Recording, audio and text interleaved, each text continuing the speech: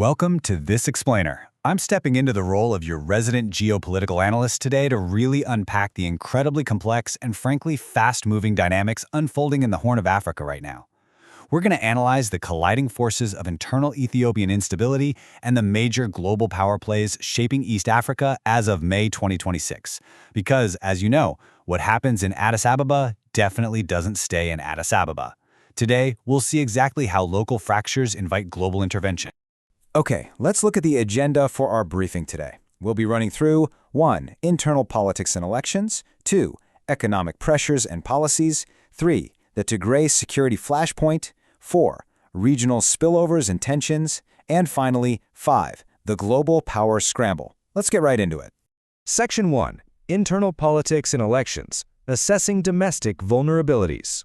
So, to really understand the broader geopolitical map, we absolutely have to start at home. As Ethiopia gears up for its 7th general election, we are seeing some major internal friction. Now, look at this disconnect.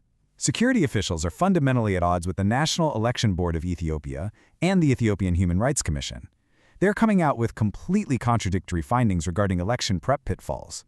I mean, when your security apparatus and your election monitors literally cannot agree on the basic reality on the ground, that severely challenges the state's capacity to manage a smooth democratic process.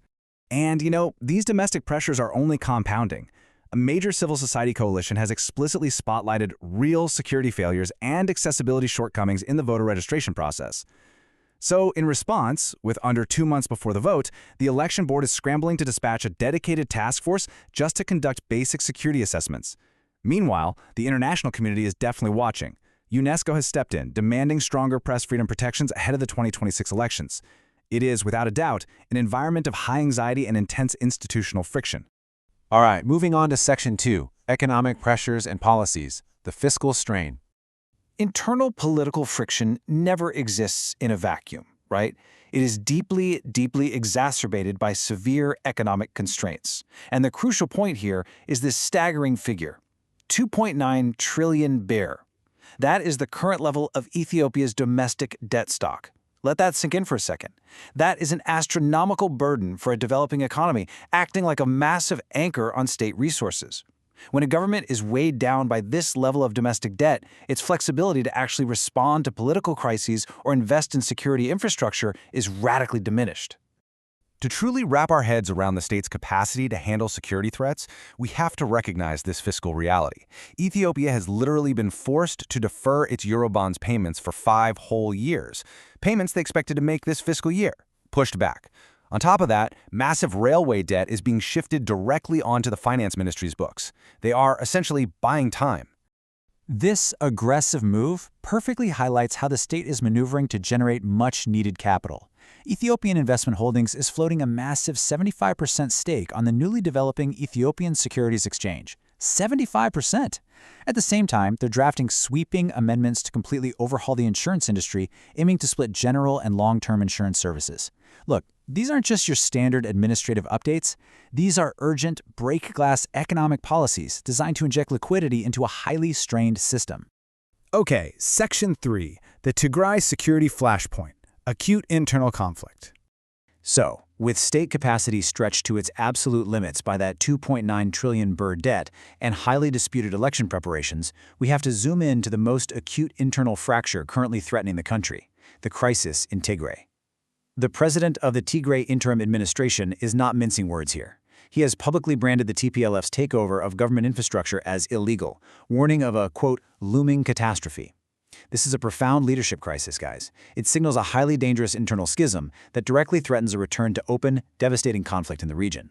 Now, amidst this looming catastrophe in the north, the federal government is basically rushing to shore up vulnerabilities everywhere else. They're introducing brand new legal frameworks, like a directive from the Federal Board of Pardon that for the very first time allows for conditional and revocable pardons. Simultaneously, they're trying to bolster national defense in the digital realm. The National Cybersecurity Agency, INSA, is tabling a draft proclamation to regulate third-party cybersecurity service providers. They're trying to lock down domestic security across all fronts, physical and digital, as fast as they can.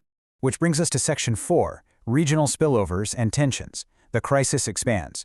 Because, as internal fractures deepen, the ripple effect naturally crosses sovereign borders. A localized crisis rarely stays local for long, right? the domestic Tigray crisis is rapidly evolving into a full-blown regional dispute. Ethiopia is now explicitly accusing the Sudanese military of directly backing the TPLF, alongside accusations of outright territorial violations. So you take an internal leadership struggle, and suddenly it's a cross-border militarized standoff, pulling neighboring states directly into the fray. And the human toll of this regional instability extends way beyond the Horn of Africa itself.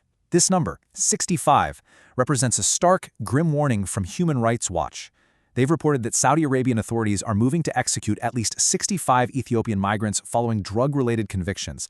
It is a sobering reminder of how domestic economic and political pressures force migration, which then cascades into severe international humanitarian crises for Ethiopian citizens abroad. Finally, Section 5, the Global Power Scramble, Superpowers in East Africa.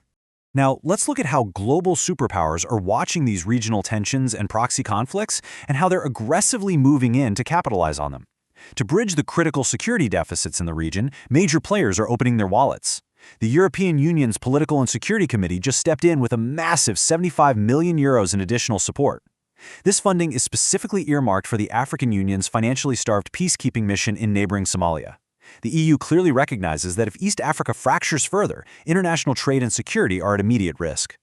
Meanwhile, the United States is deploying its own strategic assets. On May 6th, the White House released the Trump administration's 2026 counter-terrorism strategy. What's really vital to note here is the approach.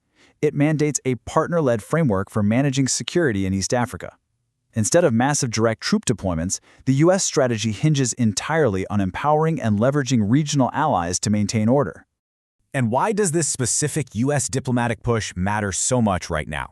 Because Washington is actively seeking to restore diplomatic allyship in Asmara, Eritrea. This is a state historically so isolated, it's often called the North Korea of Africa. This is a highly calculated maneuver to ward off Iranian influence in the incredibly coveted Red Sea maritime corridor. The internal instability in Ethiopia and Sudan creates a vacuum, and both the US and Iran are rushing in to secure dominance over one of the world's most critical shipping lanes. Take a look at this threat matrix. Think of it as your cheat sheet for everything we've just discussed. Global actors like the US, the EU, and Iran, along with regional players like Sudan, have intensely overlapping interests. Whether it's securing maritime corridors, funding peacekeeping to stop migration flows, or offering territorial backing to rebel groups, the global chess game is being played directly on top of Ethiopia's domestic vulnerabilities. And that brings us to the ultimate question we have to ask as we conclude this explainer.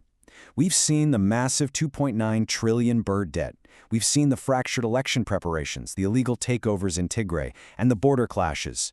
Considering Ethiopia's incredibly fragile domestic state right now, will these sudden influxes of superpower interventions and partner-led strategies actually provide the stability the region so desperately needs? Or will they just dump fuel on the fire, turning the Horn of Africa into the world's next great proxy battleground? I highly encourage you to keep a close eye on the Red Sea corridor in the coming months. Thank you so much for joining me today, and as always, keep questioning the headlines.